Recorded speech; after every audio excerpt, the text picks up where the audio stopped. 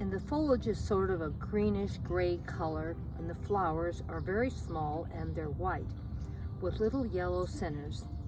But I want to tell you something. This plant may look delicate and like it wouldn't be able to handle much.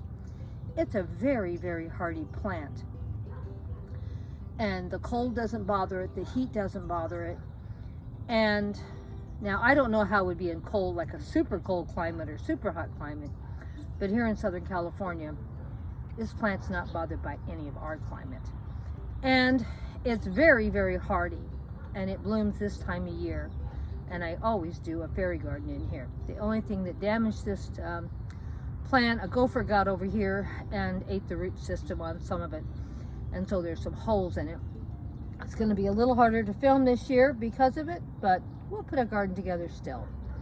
It's still a beautiful plant and very hardy. Look at all those flowers. And they last about a month to 6 weeks. So it's worth having it in my garden. I love it.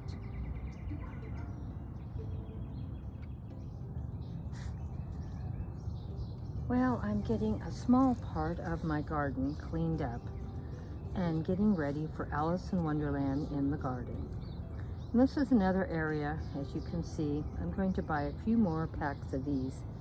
These will be great in my fairy gardens, and I'm going to redo my containers, and I have a lot of them, for I have to do garden tour in June for the whole month, a fairy garden each day. And I'm not going to spend a lot of money on that because I have a lot of plants that I'm using for Alice in Wonderland.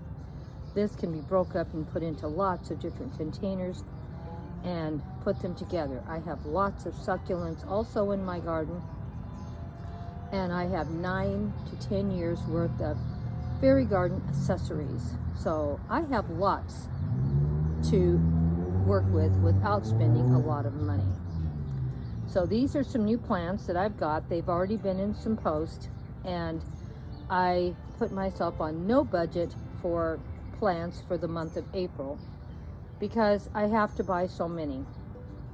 And they'll be used in multiple posts because I'm leaving them in their containers for a while. Then I'll put them in the garden.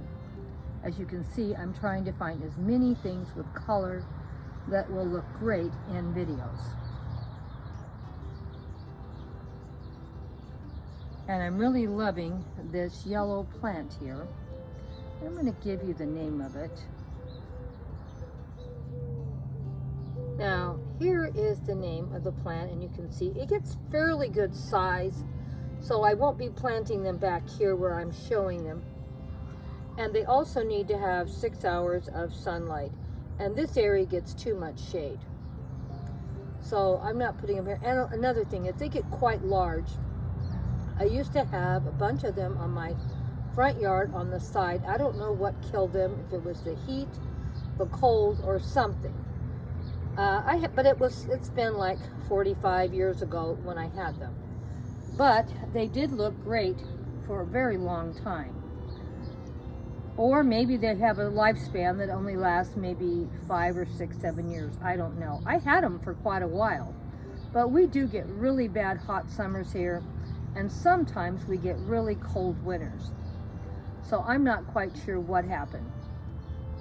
But I did buy 3 of them, and I'm going to buy, I think, 2 more, because I have a place in the front yard for them that it just needs to be put together better. And these plants will get pretty good size, and I have a space that's pretty good size, and it'll feel good to have a pop of yellow in the front yard. And I think 3 of them will fill up the whole corner once they grow out. I bought these also this, I don't know, last week. And I'm trying, like I said, to get as many things as I can. Now, some of these were bought under the $50 I allot myself for gardening. But some of these I'm going to be showing you I just bought this month. And we're going to buy a few more, like I said. With these yellow ones, I'm going to buy, I think, 2 more. Because I'm going to put the 3 that I have in the front yard. That's what I bought them for. And I'm liking them so much, I might put another one in the front, or maybe 2 in the back. I don't know yet. I gotta look and see about my light, because the backyard is so full of shade, it's hard to grow anything. So we'll see what I'm gonna do. And right now we're gonna do a little display right here for Alice in Wonderland. So I know you want to see something besides me just talking about plants. Now, I did buy 3 of these, and believe it or not, I'm really liking where they're at.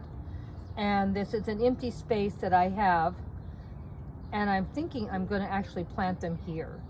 That's another thing great about getting plants in containers. You can move them around in the garden, hopefully a week or 2, and see if you really want them where you have them. Now, these won't get too big, and with 3 of them, it will fill out this whole area and give some color, because I have a lot of, oops, I can get you, well, I'll show you later what's back there. But there's a lot of stuff that's just green, and having this touch of white is going to make everything pop, because all my leaves look beautiful, but you need some color. So I'm really happy with them, and the good thing about white, it goes with anything.